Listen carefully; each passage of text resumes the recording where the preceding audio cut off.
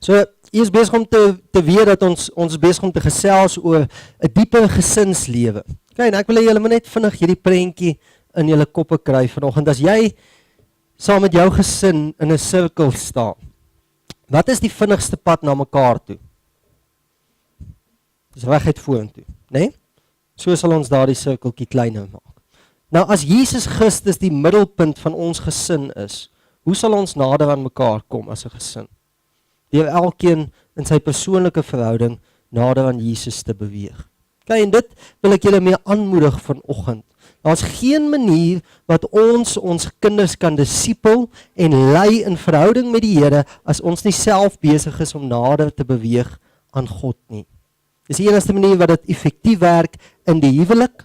Dis die enigste manier wat dit effektief werk as jy jou kinders wil leer om die Here te dien. So ek wil jou aanmoedig, en dit is waar ons vanoggend weer eens begin. Ons begin by die Shema. Ek gaan vinnig met julle deurgaan oor dit wat ons laasweek gedoen het. So laasweek het ons 'n eksegetiese woord gehad. Met ander woorde, ons het deur 'n skrifgedeelte gehardloop, soos wat julle al agtergekom het, wat ek van hou om te doen. En ons het gesê wat die Here vir ons wil sê deur hierdie skrifgedeelte. En ek gaan vinnig dit weer herhaal, want ek dink dit is waar op al ons dienste gebaseer is. En dan gaan ons vinnig praat oor hoe om ons tyd goed te benut as gesin saam. En dan gaan ek vir julle 4 dinge gee wat nie goed is in familie dissipelskap nie, waarin ons onsself kan opcheck en vir die Here vra of ons getrou is hierin en of dit ons gesin seer maak.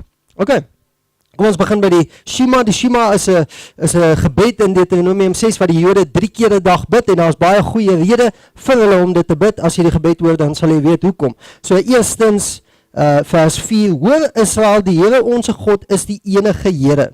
Daarom moet jy die Here jou God lief hê met jou hele hart en met jou hele siel en met al jou krag. En hierdie woorde wat ek jou vandag beveel moet in jou hart wees. So hier maak hy 'n eerste konsentriese sirkel wat sê, as ek 'n persoonlike verhouding met God het, dan sal ek eers my kinders kan dissipel. So met ander woorde, ek moet 'n verhouding met God hê, ek moet 'n liefde in my hart kweek vir Jesus elke dag, en dan sal dit natuurlik gebeur, die volgende ding wat hy sê, en jy moet jou kinders inskerp daaroor en spreek, as jy in jou huis sit, en as jy op die pad is, en as jy gaan lê, en as jy opstaan. So met ander woorde, die ou gesegde wat sê, waar die hart van vol is, loop die mond van oor. As jy jou hart vol maak van die liefde van die Here, en hy begin loop oor, dan sal dit van nature oorloop na jou kinders toe. Dan gaan jy begin praat, en ons het laasweek gesê, dan gaan oomblikke wees, wanneer jy hulle met die seatbelt in die kar vastmaak, en hulle nêrens kan gaan nie,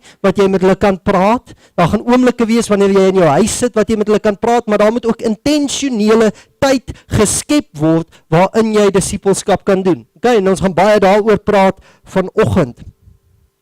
Dan volgende, sê hy, ook moet jy dit as 'n teken bind op jou hand, en dit as 'n voorhoofsband tussen jou oë wees. So met ander woorde, ons moet gedurig onsself daarvan herinner, dat dit ons lewensfokus is dat ons verhouding met die Here moet kweek, en dan dat ons gesin moet lei in verhouding met die Here Jesus. Okay, so met ander woorde, hierdie gedeelte praat van om iets teen jou kop vas te bind, en as jy iets teen jou kop vasbind, dan kyk jy die hele tyd daaraan vas. Okay, en dit is wat die Jode doen wanneer hulle 3 keer 'n dag hierdie gebed gaan bid. Hulle herinner hulle self die hele tyd dat dit belangrik is in ons lewens. En laastens gee God vir ons 'n belofte. Hy sê, en jy moet dit op deurposte van jou huis en op die poorte skrywe. Wanneer ons getrou is in hierdie dinge, gaan mense verby ons huis stap, en hulle gaan dit op ons poorte en op ons deur sien. Okay? Dis simbolies bedoel, wanneer mense met jou te doen het, dan gaan hulle in die liefde en die omgee en die respek vir God en vir sy woord in jou gesin sien dat julle kinders van die Here wees, en dit gaan die kragtigste evangelisasie tool wees wat daar bestaan, is gesinne wat leef volgens die woord van die Here. Amen. So dit was laasweek se preek. Vinnig deurgehardloop, as jy meer daaroor wil weet, dan kan jy die CD kry. Maar ons gaan vanoggend begin om te leer by ons kinders. So ek gaan vir julle 'n stukkie lees. Dit kom nie uit die Bybel uit nie, dit kom uit 'n boek uit met 'n man van die naam G.K. Chesterton. En ek het dit vertaal, so ek hoop ek het dit goed gedoen, maar hier is wat hy sê, dit is ook op die bord, jy kan dit saam met ons lees. Omdat kinders oorvloedige energie het en in hulle gees vry is, wil hulle dinge herhaal en onveranderd hou. Hulle sê altyd, doen dit weer, en die volwassene doen dit weer, totdat hy amper dood is. Stem julle saam daarmee? Volwassenes hou nie van eentonigheid nie, maar wie sê God hou nie daarvan nie? Dit is dalk moontlik dat God elke oggend sê, doen dit weer vir die son, en elke aand doen dit weer vir die maan. Dit mag dalk nie outomaties wees dat alle madeliefies dieselfde lyk nie. Dit mag wees dat God elke madeliefie afsonderlik maak, maar nooit moeg word om dit te doen nie. Dit mag wees dat hy dieselfde energie en vryheid van gees as kinders het. En dit is belangrik, want ons het gesondig en word oud, maar ons Vader is jonger as ons. As gevolg van die sonde van die mensdom word ons oud. En julle sal saamstem saam met die ouderdom, word 'n bietjie van daai vreugde van kind wees weg. Word 'n bietjie van daai verwondering in wat mooi is in hierdie lewe weg. En wat hierdie skrif ons aanmoedig om te doen, of die skrif, ek kan nie sê die skrif nie, wat hierdie boek ons aanmoedig, en ek glo dit is in lyn met God se woord, is om dalk op 'n nuwe manier na onsself te kyk, en te vra, het ek dieselfde jonkheid van gees, soos wat my eie Vader in die hemel het, wat ek streef om soos te wees.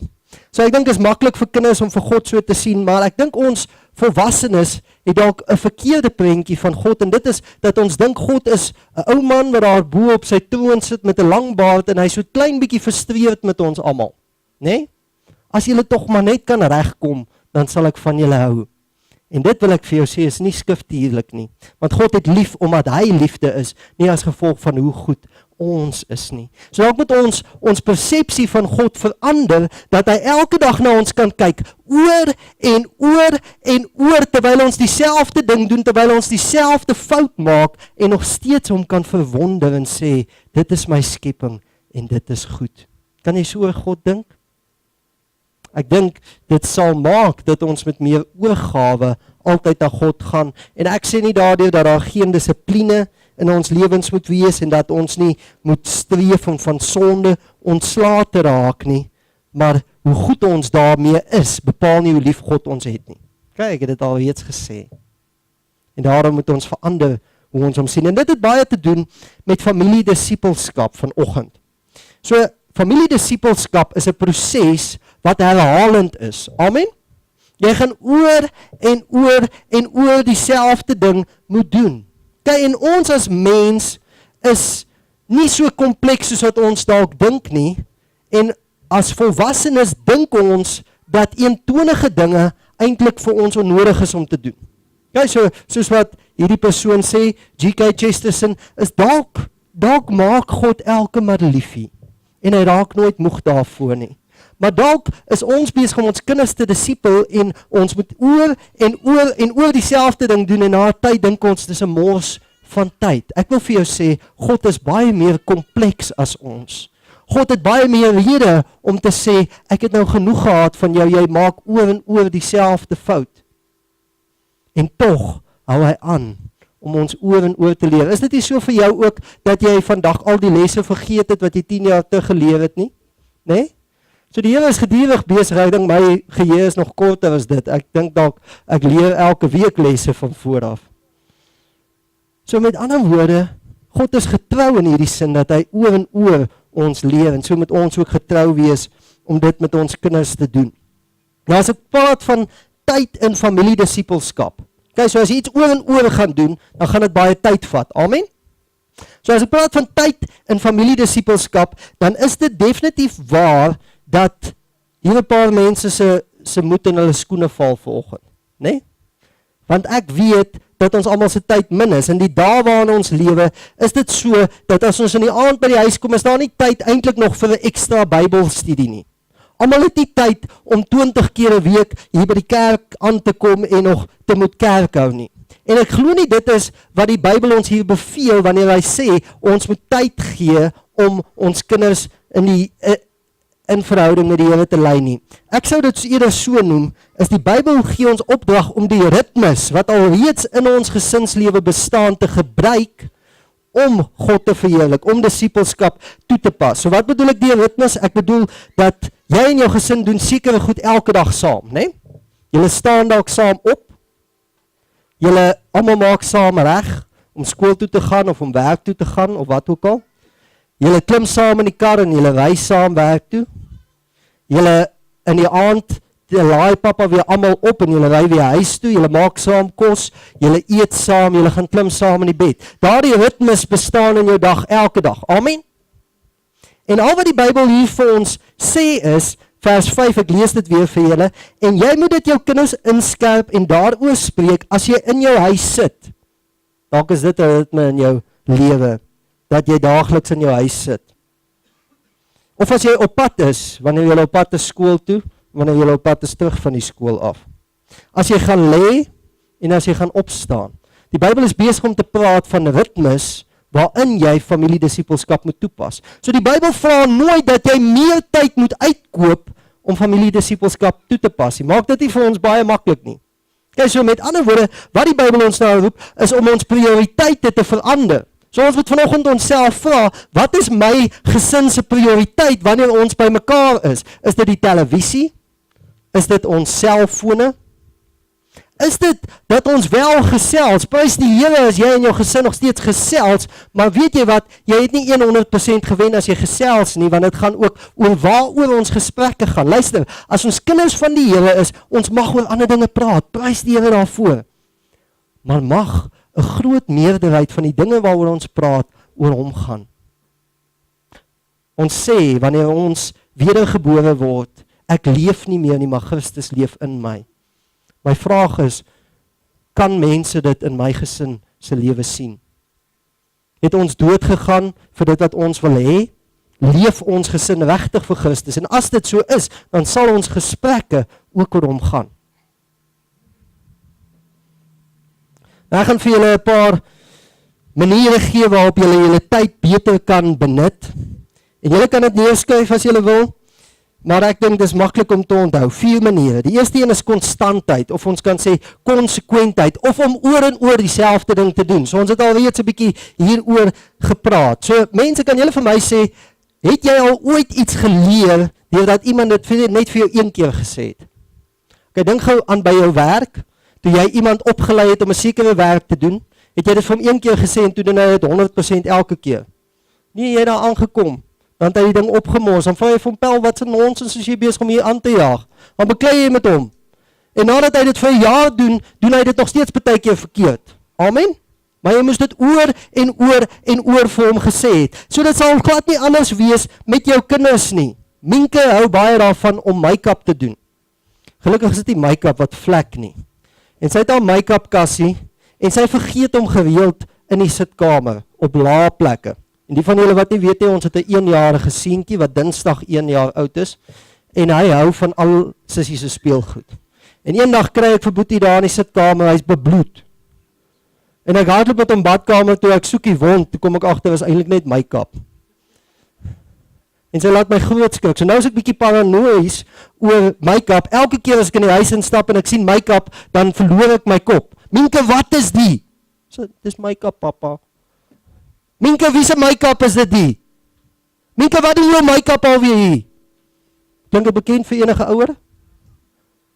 Great, prys die Here. So dit beteken, ouers, dat jy alreeds goed is met konstantheid. Jy doen dit alreeds oor en oor. En so sal dit wees vir geestelike gesprekke. Geestelike gesprekke met jou kinders sal nooit once-offs wees nie. Dit sal nooit net een keer gebeur. Jy gaan oor en oor en oor daardie gesprek moet doen. En die wonderlike ding daarvan is dat ons almal goed is daarmee. Jy praat elke dag oor 'n kind se kamer wat vuil is, né? Jy praat elke dag met daai kind dalk oor sport, pappa leer hom hoe om te tackle. Jy praat elke dag met hierdie kind oor sy akademie. Jy sal reeds goed daarin, maar wat God ons roep om te doen is om dalk ons prioriteite te verander, dat ons gesprekke nie altyd gaan oor hoe om te tackle of hoe om wiskunde te doen of hoe om modelwerk te doen nie. Wat ook al dit is wat jou kind doen, dit moenie die rede wees waaroor jy gesels elke dag nie. En ek dink, ek wil nie hamer op dit wat by Hoërskool 3 ook gebeur het nie, maar God sê hy laat alles ten goeie meewerk vir die wat hom lief het. En ons kan dit gebruik as 'n wake-up call vir ons as ouers vandag. Kyk, ons kan onsself vra, wat was die belangrikste vir daardie kinders op daardie oomblik wat hulle gesterf het? Of hulle goeie wiskundepunte gehad het, of hulle in 'n goeie universiteit ingekom het, of dat hulle die Here Jesus geken het.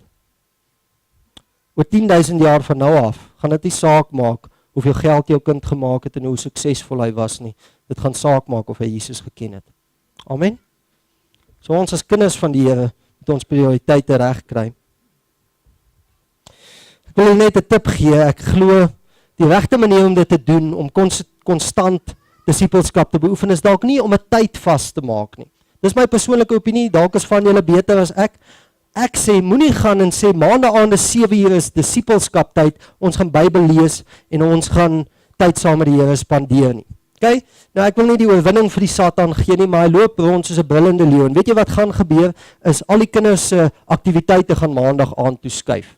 Okay, en as daar 'n ramp is, gaan dit maandag aand wees. Alles gaan gebeur op daardie aand wat jy uitgesit het, sodat dit moet gebeur. So ek dink dalk 'n beter manier is dat ons fleksibel is, sodat ons kan geleentheid maak om dit te doen. So ek sou eerder sê, aan die begin van die week, gaan sit met jou vrou en sê, baby, ek sien, hier's dalk 'n geleentheid, hier's 'n geleentheid, hier's 'n geleentheid, hier's 3 geleenthede. Ons gaan probeer om al 3 reg te kry.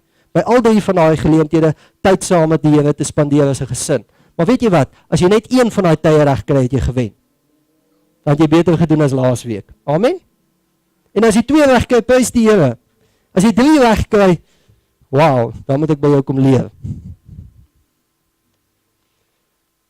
Maar ek dink, ons moet eerder daai geleenthede uitsit, en wanneer ons Dinsdag aand na ete sien, hier is ons gap, dan vat ons hom. Dis hoekom die Jode oor en oor hierdie gebed bid. Hulle is heeltyd gefokus daarop. Amen? Heeltyd. So hulle sit dit nie uit, los dit op die kalender om later te onthou nie. Hulle vertrou die Heilige Gees om hulle te herinner dat hierdie ding belangrik is. En as dit is waarvan jou hart vol is, dan sal dit belangrik wees, elke geleentheid wat jy kry.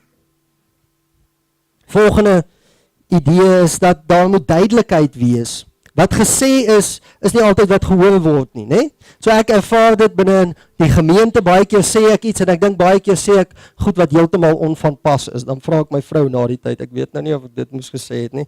En julle moet my vergewe daarvoor. Maar daar het al baie keer mense vir my gesê, pastoor, ek weet nie van dit wat jy in die diens gesê het nie. Ek kan nie saamstem met dit nie. En prys die Here, julle moet dit meer doen asseblief. Dat ons oor dinge kan gesels, maar weet julle wat, ek is nie elke keer skuldig nie. Baie keer sê ek iets en ek sê dit dalk en dit word verskillend geïnterpreteer. As ek 'n storie daarvan kan vertel, een van my vriende het 'n siekte gehad in sy senuweestelsel. So as hy opgewonde raak, dan word hy soos 'n verlamde mens. Hy val net daar, maar hy is heeltemal bewus.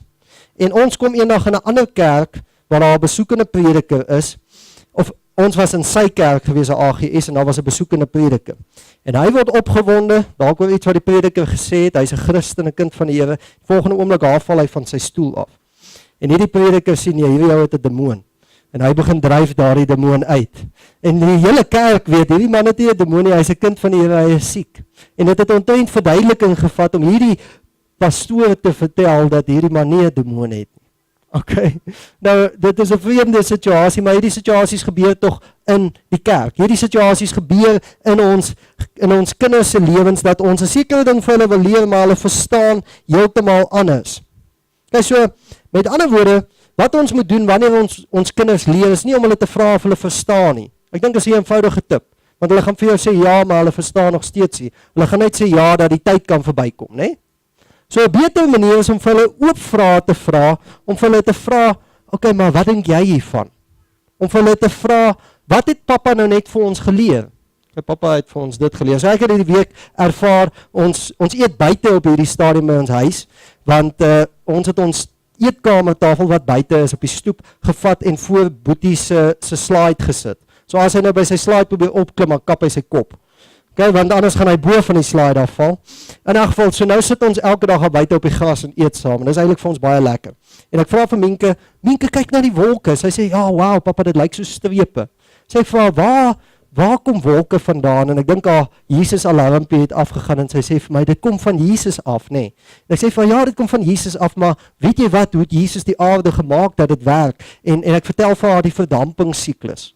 En na die tyd vra ek het nie geweet my kind is so skerp nie. Ek is definitief nie so skerp nie, het my vrou se gene wees. En sy verduidelik daai ding vir my heeltemal terug. En sy eindig met, maar pappa, as dit gereën het, dan is dit daarna dan skyn die son baie warm. En dit gee my 'n bietjie insig oor wie my kind is. Sy dink die son is haar vyand. Okay? Sy is nie 'n buitemens nie. Okay, so met ander woorde, as ons oop vra, ek dink dis dalk 'n slegte voorbeeld, gaan ons insig kry in wie ons kinders is en waar hulle staan in hulle verhouding met Jesus. So ons moet nie net ja, nee, verander jou gedragvragies vra nie, maar ons moet hulle harte soek wanneer ons met hulle praat. So die waarheid is, alle kinders is kompleks en hulle is verskillend, hè? Daarom is dit nodig om vrae te vra soos, vertel my 'n bietjie meer daarvan. Hoe het dit vir jou laat voel? Wat het jy uit dit geleer? En ek dink hier kan ons so goed by ons Vader kom leer, ons Vader wat in die hemel is. Jy sien, as ouers dink ek word ons baie keer vasgevang in gedragsverandering. Dit raak vir ons die belangrikste. Kinders moet luister en hulle moet doen soos wat ons sê. En dit is goed. Dit is reg. Maar dis nie al wat die Vader in ons lewens doen nie, né? Ons hemelse Vader. Partykeer vermaan hy ons, partykeer sê hy vir ons daar's dinge wat moet verander, maar bo dit alles is hy altyd agter ons harte aan. Die Bybel sê hy's 'n jaloerse God. Hy's nie jaloers oor ons dade nie, hy's jaloers omdat hy ons harte wil hê. Hy's jaloers omdat hy wil hê as daar 'n plek is wat ons bereid is om ons vrae te vra of ons harte oop te maak, dan moet dit by hom wees, nie by die baar nie. Amen. Dis waarvoor hy jaloers is. Hy soek ons harte. En ek en jy as ouers het 'n geleentheid om die deur toe te maak of oop te maak wanneer ons kinders vir ons vrae kom vra. Die manier wat ons dit gaan toemaak is as ons uitfreek op die vrae wat hulle ons vra. Verstaan wat ek sê? So Paulus, die apostel, het getwyfel soms in die Here. Hy sê we are perplexed but not crushed, persecuted not abandoned. Perplexed beteken ons is confused. Beteken ons twyfel soms in wie die Here is. As Paulus getwyfel het, sal ek ook twyfel en sal jou kind ook twyfel. So as jou kind na jou toe kom en vir jou sê, "Papa, ek weet nie of Jesus God is nie," dan moet jy nie die tafel omgooi nie. Dan moet jy agter sy hart aangaan. Google maar jou foon aan die brand, né? En dan bel jy my, dan Google ek my foon aan die brand. Kyk, om vir hulle antwoorde te gee. Maar God is nie net agter gedragsverandering aan nie, en ons moet ook nie wees nie. Ons moet daar agter aan wees, maar nie alleen nie. Jy verstaan wat ek sê? Ons moet ons kinders, vir ons kinders 'n veilige plek wees, om hulle vrese en hulle gedagtes by te kom los. Dan hierdie een is my gunsteling een, dit is kreatiwiteit. Kyk nou, ons as mens dink soms ons is nie kreatief nie. Kyk, wie sou sê hulle is nie kreatief nie in die plek? Julle mag julle hande opsteek. Kyk, baie mense dink hulle is nie kreatief nie. Nou ek gaan julle minds verander vanoggend. Dink jy God, die Vader, is kreatief? Kyk wat het hy alles gemaak. Hy's baie kreatief. Weet jy wat het gebeur die dag toe jy Jesus aangeneem het? Die Gees van God het binne in jou kom woon. Raai wat, jy is ook kreatief. Jy moet dit dalk net nie uit jou eie vermoë doen nie, jy moet dit uit God se vermoë doen. So, dis wetenskaplik bewys dat wanneer iemand emosie meng met 'n herinnering, dan word dit geonthou. Okay, so met ander woorde, as ek en my pa iets lekker saam gedoen het, onthou ek dit. Kom ek gebruik skool as 'n voorbeeld. Ek het 'n juffrou gehad, juffrou Bason. Sy was my Engelse onderwyser. Sy het ons laat 30 seconds speel in die skool, sodat ons kan leer om Engels te praat. Ek onthou haar tot vandag toe nog. Ek het nie 'n klou wat in my wiskunde klas aangegaan het vandag toe nie. Ek weet hoe om 'n calculator te gebruik, dis dit. Ek kan nie eens onthou wat was die meneer se naam nie. Okay? Hoekom? Want ek het dit geniet in daai juffrou se klas. As ons kreatief is wanneer ons kinders leer om God se woord te onderhou, sal dit vassteek ewes. Dan sal ons dit dalk nie hoef 10 keer te sê nie, dan sal ons dit dalk net 2 keer hoef te sê.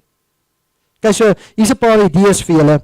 Wat van as jy 'n tent in jou sitkamer bou? Julle weet ons het al sulke tente gebou met die komberse en alles. En dan gaan jy en jou kinders met 'n flitslig daarin en dan lees jy vir hulle Psalm 18 vers 3. Die Here is my bergvesting en my redder.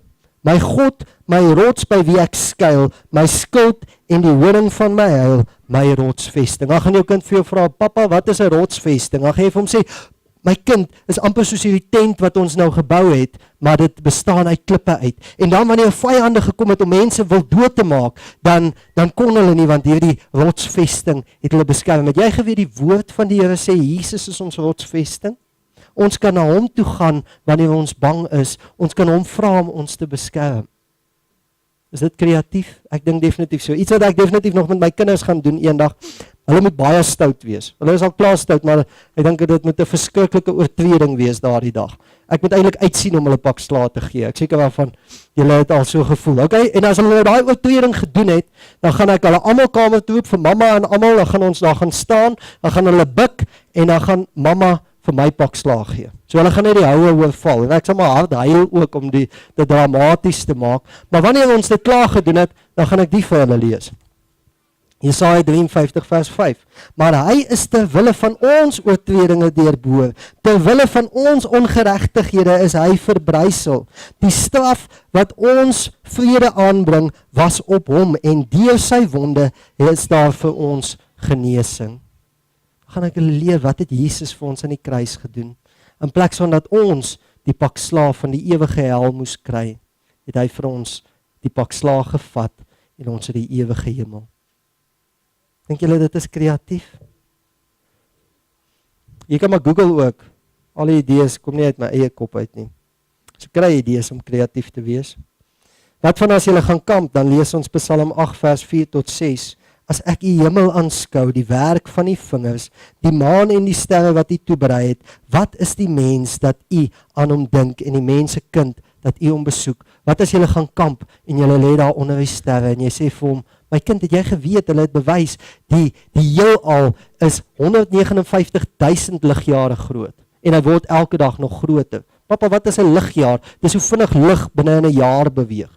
Lig beweeg redelik vinnig. En het jy geweet, deur hierdie groot heelal, kyk God en hy sien jou hart. Hy sien jou behoeftes raak. Hy weet wie jy is.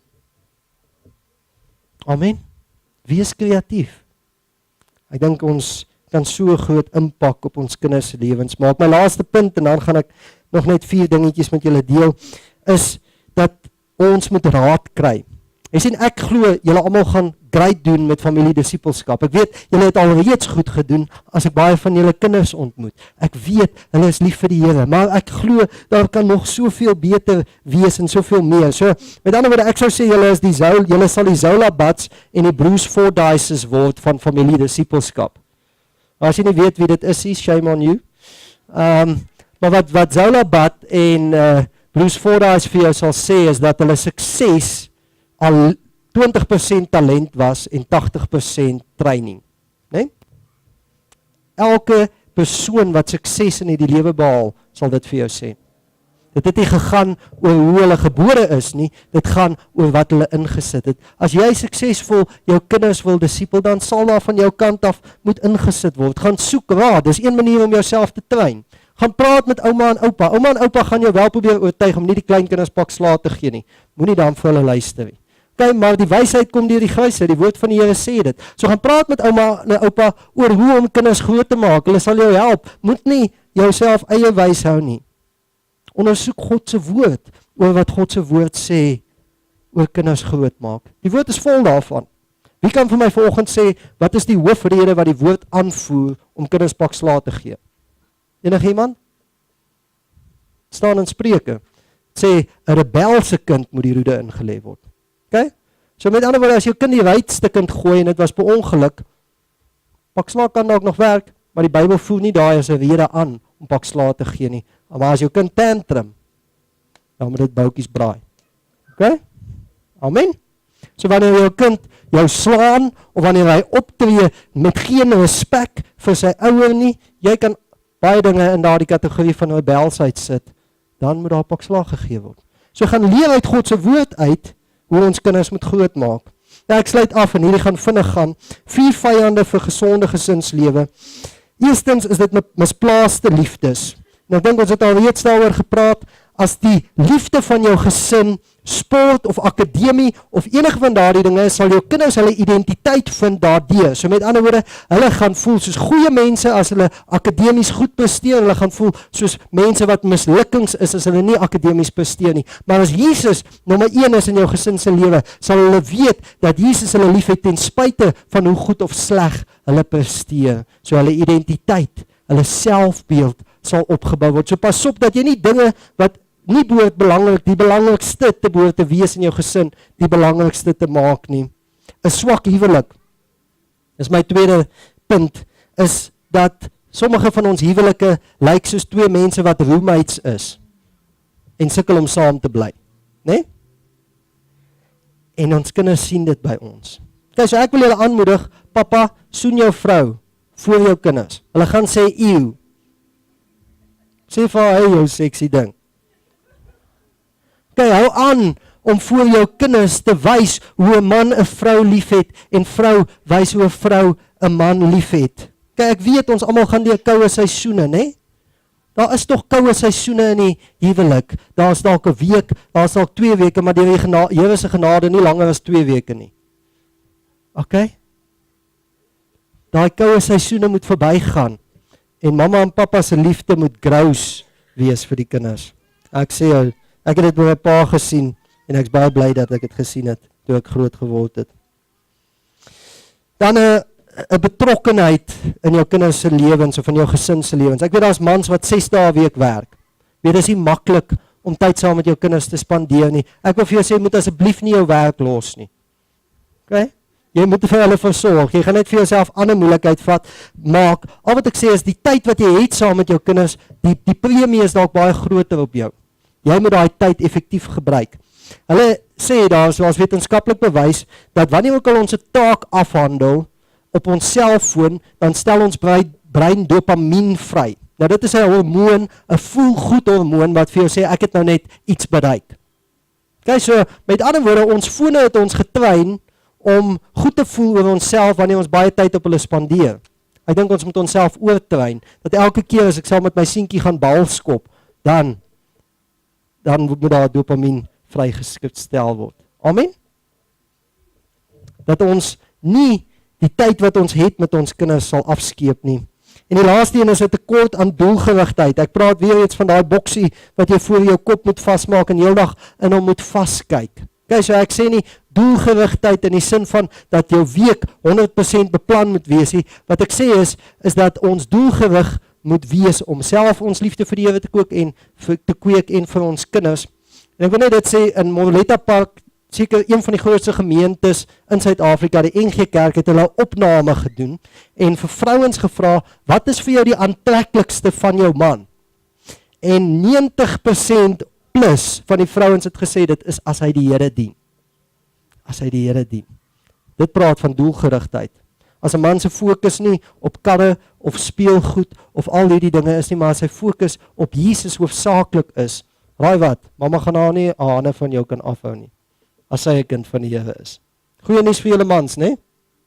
Kyk, so met ander woorde manne, as jy dit wil hê, gaan vanmiddag, dan gaan kyk jy en jou vrou na julle skedule en dan sê jy vir haar, mamma, ons het geleentheid hierdie week daar en daar om familie dissipelskap te doen.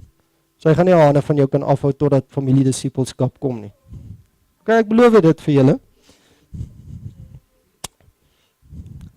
Prys die Here. So dis my woord vanoggend, en ek weet julle almal gaan uitstekend doen hiermee, want julle gaan dit self doen, die Heilige Gees gaan ons help daarmee. Kom ons bid saam.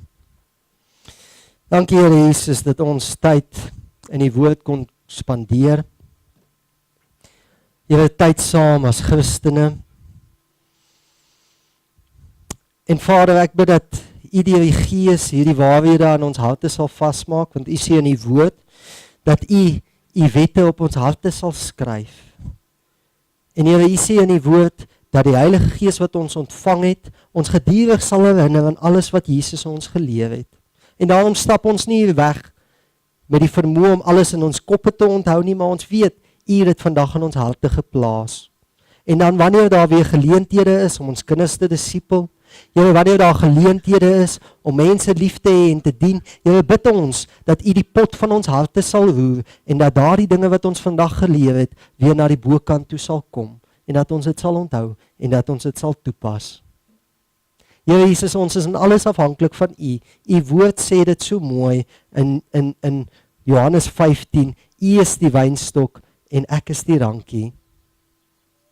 Here, sonder U kan ek niks doen nie. En Here, bo alles bid ek dat elkeen van ons wat ouers is en wat in hierdie gemeente help met dissipelskap van kinders of enige iemand, Here, dat ons bo alles op ons knieë sal wees voor U. Want daar sal ons krag vind, daar sal ons wysheid vind en daar sal ons rigting vind. Ons dankie daarvoor in Jesus naam. Amen.